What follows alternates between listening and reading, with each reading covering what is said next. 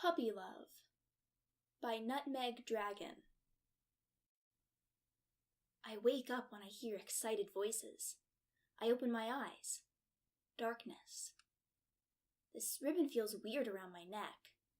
I scratch with my hind leg. The voices are getting closer. I want to see what they're so excited about. I thump my tail against the side of the box. I begin to whine and paw at the cardboard. I want out. Suddenly, the world jolts upwards and I lose my balance. What's going on?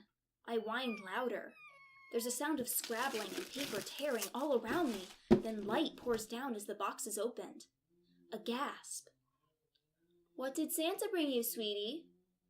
A puppy! I got a puppy! Small, eager hands grab me and pick me up. It's so cute! I love it! A girl snuggles me against her chest. It's nice and warm. I attempt to lick her chin. She giggles. What are you going to name him? Goldie! She squeezes me a bit too tight and I bark. I hope he'll grow out of that.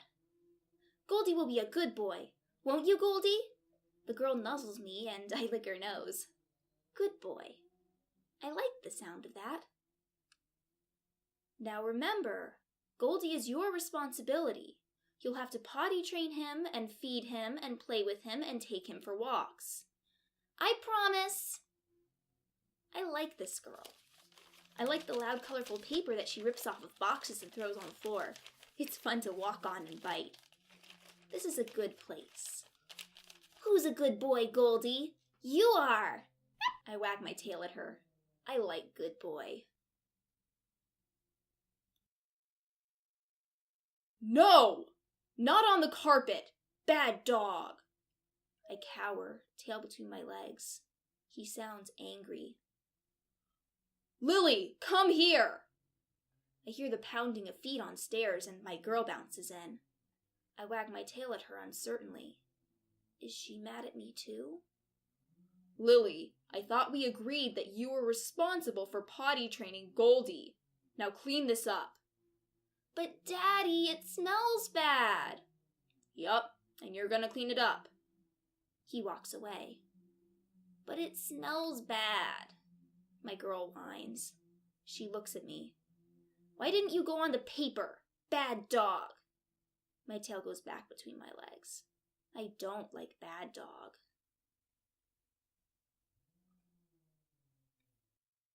My girl spends a lot of time with me at first. I like listening to her talk. But now the house is silent most of the time. I don't know where my humans go, but wherever it is, it's not here. I miss them. I want my girl to come home so we can play. I go to the room that smells the most like her.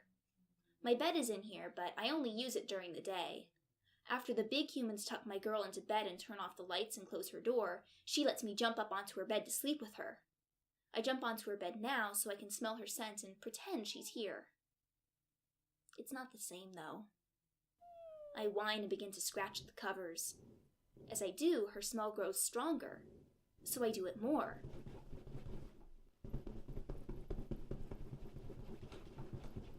Goldie! What did you do? Bad dog! Fred, come in here. Look at what Lily's dog did. He destroyed her bed. The man whistles through his teeth. That's gonna be expensive to replace. Well, let's clean it up. No, Goldie is Lily's dog, so it's Lily's responsibility to clean up after him. But Mom, it's gross and slobbery. No buts. My girl looks down at me. I'm so mad at you. I whimper. I don't want my girl to be angry with me. I just want her to spend more time with me.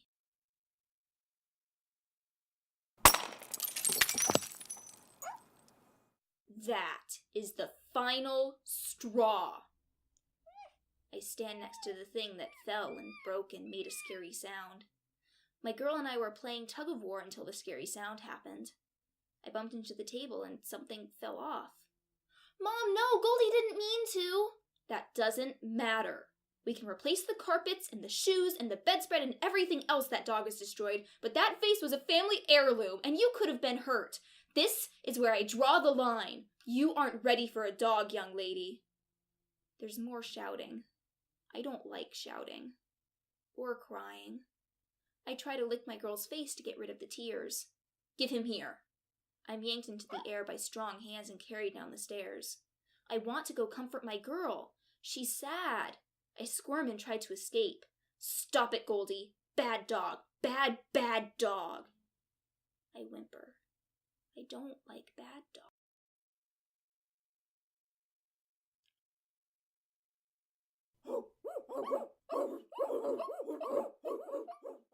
I don't like it here. It's too loud. The floor is hard. It smells bad. Everyone is feeling bad. Some dogs are angry. Some dogs are afraid. Some dogs are sad. I am a sad dog. I curl up in the corner and miss my girl. I don't like this box. This must be what happens to bad dogs.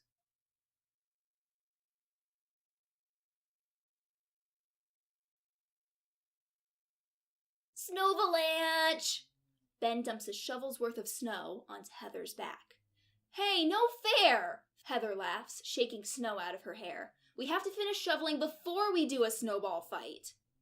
Inside, the father approaches the mother on the couch. Hot chocolate? He offers, holding one out to her. She takes it with a smile of thanks. You got 2 more for the kids? Nah, figured I'd wait. By the time they come back in, it'd be cold. Good point. She turns back to the window. What do you think? About? They both want a dog. He pokes at a marshmallow in his mug. It dips below the surface before stubbornly popping back up. Well, they have proven themselves responsible. Marcia won't stop gushing about how good they both are at dog sitting. Can we handle the extra expenses? We've got some wiggle room in our savings. I checked. She glares at him, amused. You want this dog as much as they do. And you don't? She calmly sips at her drink. You said it, not me. That night, the kids fell asleep effortlessly, worn out from a well-spent snow day. The once perfectly smooth coat of snow on the lawn now was marked by countless tracks made by heavy snow boots and half-buried, sloppily formed snowballs. But there was one spot of the lawn that remained somewhat organized. Snow had been lovingly packed and rolled into shape. 5 rocks had been painted black and stuck in place. The obligatory carrot was stuck on in place of a nose. As a final touch, a Santa hat had been placed on top. The snow dog sat serenely amidst the chaos, waiting for the dawn. Frantic barking rises up like a wall to meet the family as they enter the medium dog section of the animal shelter.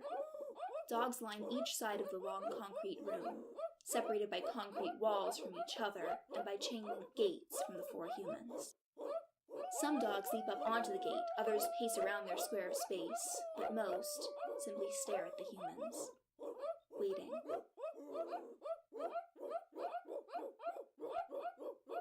The other dogs start barking louder. The metal jangles and hurts my ears. I pull myself onto my feet to see what's happening. 4 humans are here. The 2 small ones walk closer to me, looking from side to side. I wag my tail at them. I want to be pet. They stop in front of me. Dad? The 2 big ones come over. The man looks above me and says, Goldie, 1-year-old. I'm very sweet and playful. I need a little house training, but if you give me a forever home, I will give you my forever love. He looks at the other big human. Well? The girl puts her hand up to the fence. I sniff at it. She smells kind. Remember, they said we could ask to play with them outside before we make any decisions. Do you guys want to take this guy outside? The boy scrunches his nose.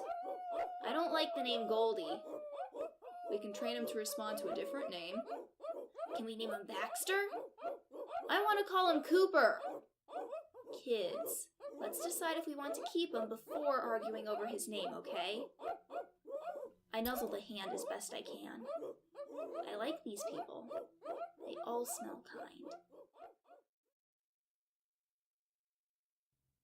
Merry Christmas, Coopster! I sniff at what my boy and girl are holding. A red bone with a bow on it.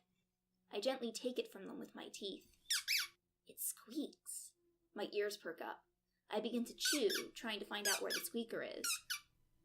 The father bends down and scratches my back. He says something that sounds happy and the others laugh. I stop chewing for a second to bark happily. Coopster's a good boy. I like good boy. I like my humans. I am warm and happy. This is good. Merry Christmas and happy holidays, everyone. A special thanks to Star Princess HLC, who drew the art that inspired me to write this story. She does Let's Plays on her YouTube channel, links in the description. Thank you for listening. Leave your thoughts in the comments down below, I'd love to hear from you. Also, let me know if you'd be interested in more content like this in the future. Wherever you are, I hope you have a very happy holiday season. Till next time!